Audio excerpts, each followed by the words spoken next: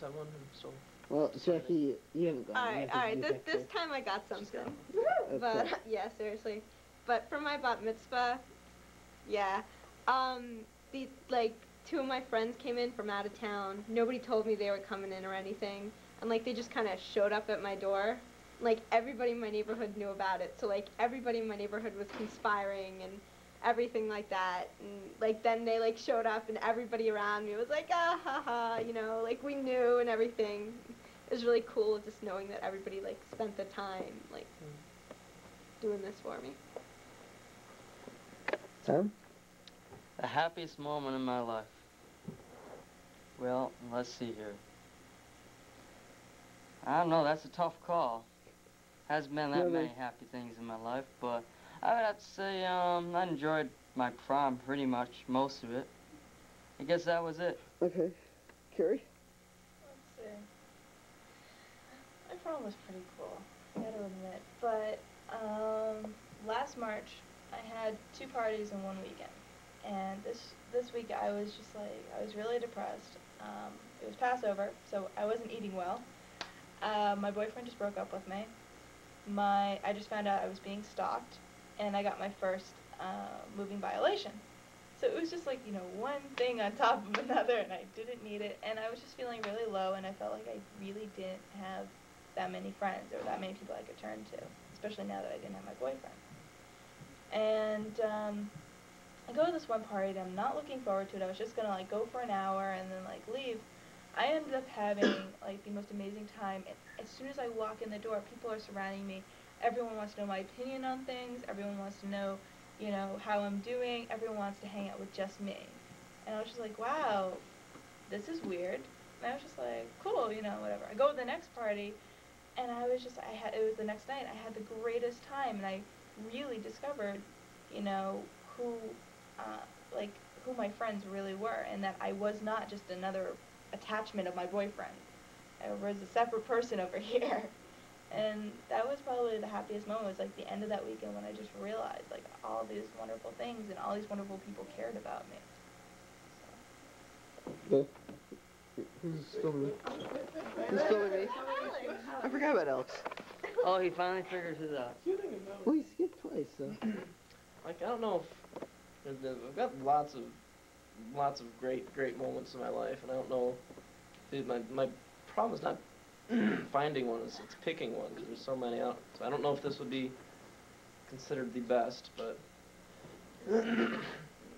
actually, one of the greatest times I had was the NSLC, whatever, National Student Leadership Conference. Last 2 summers ago, I think. And that was just spectacular, just going there to see D.C., which is a city that I'd already loved, you know, and, you know, obviously I'm here, and just hanging out and meeting all the people there. You know, I thought I was going to go there and just be alone, and I was really worried that I was going to be, you know, like not talk to anybody or not know to anybody, but like immediately once I got there the first night, you know, we're actually on the basement lounge of McDowell Hall, and I go in there and it's like all the guys are on this floor, and I go in there, I just turn on the TV, because like the first day we got there, people are still in their rooms, and they're just kind of like quiet, and nobody knows anybody yet. So I go there and I like take the initiative, I start watching the TV in the lounge, and then like, you know, one person trickles in and introduce each other, and then another person comes, and finally like every single guy on the floor, like 30, 40 people, were all in the lounge watching TV, playing cards, just having a great time. We all knew each other. We all were like really close. The whole week or so we were there at this trip, we just really knew each other, and got to hang out, and that was a great trip. You know, everything about that, and especially the flooding of the basement was a great thing to top that off. So. If I may interject a comment, I just thought of something that was like really just very fitting for this. Thought of a quote. It's from a Nirvana song. It's called "The greatest day I've ever had was when I learned to cry on command." It was just a little tidbit quote there. And it's Jack. It's Jack's turn. Wait, can you fill mine for a minute? What is this? It's a video camera, but do you want me to hold the video camera? Johnny's Yes, holding it's a the video video camera. Okay. Okay. Wait, wait. Life as And then happy. Okay. Happiest Okay, moment I'll in do- Denny's life. Yes. No, happiest memory. And I have a lot of really, really happy memories, but the two, I'm gonna pick two. One is like not a specific day, but it's a specific thing that I've done, which is Little League. And like every game was fun because like everybody each year everyone was like really nice to each other. I'm glad you It was everybody. Even if you didn't do well, everyone was really together. It was really nice. It was real fun. I did it for 8 years, and then the other one was by my bar mitzvah, because it's one of those special days that like everyone always remembers, and like even later in school when you said when teachers said you have to write about something, that's what I would write. That's what I would write about. That's what like I think a lot of other people wrote about. Okay. Jack, happiest moment of your life? Film you? Come to Danny's life.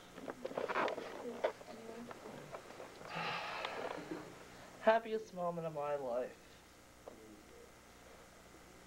I don't know. It's hard. Does it start with an L and end with an E? I thought a memory. No. Yeah, I don't know why. Graduation day, June 7th, 1994. I graduated at Newark Academy, which was my high school, and for 5 years I had been succumbing, people saying I wouldn't make it, I would never be able to accomplish any of the academic successes I did, yet I graduated valedictorian in my class. I graduated with thousands of dollars worth of scholarships, and I proved to people that having a disability or having something wrong with you, you can succumb it and you can achieve and strive to your day. And by being given the top recognition, I felt that was my proudest moment of my life. Good job, man. I got a question, Danny. Sure. No, just Sit down. screw around. Yeah, sit down. Me and my Take a chair. video. Those chairs are busy though. Okay. Everybody dance now. Okay, guys. Here's a question here. Alright. The question is Is this What? What? Yeah, this is a pretty simple answer. Was there any event in the world that affected you, and if so, which event was it that affected you most? How about we start Like with during your Positive or negative? lifetime, or? What? Positive or negative? positive or negative? During our lifetime, or? Yeah, during your lifetime. Oh. Let's start with you. I don't know. I'll have to think for a second. Please move on. We all have to think for a second. I Does know. anybody have an answer now? Yeah, no, what do you mean though?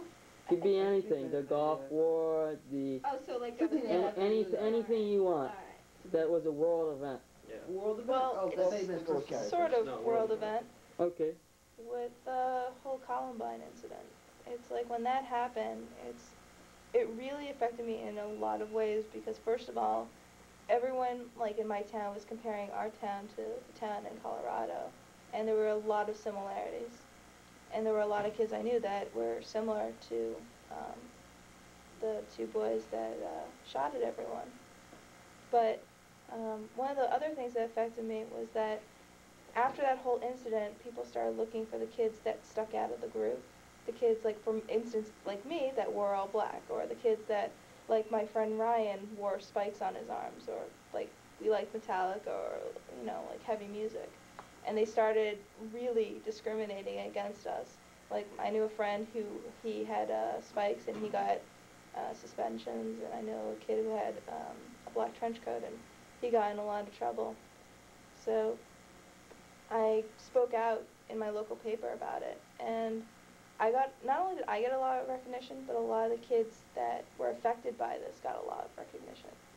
So that really, when that whole thing happened, it's just like I felt like I was I don't know, like back at the time of like the witch trials or something. Sounds good. Anyone else? I have something. Yeah, I have one. Go to Danny first. Well, I wouldn't have thought of it if she didn't say it, but Actually, the Columbine never didn't affect me. It was what affected me was the summer. There was a shooting right, actually right across, right around where my grandparents live, and it was this shooting where they shot 6 Orthodox Jews coming out of temple walking back, and then they shot someone who was Asian. And the area where they shot the 2 Asians was right around where I lived, and yeah, after Columbine, everyone says, well, see, it could happen anywhere.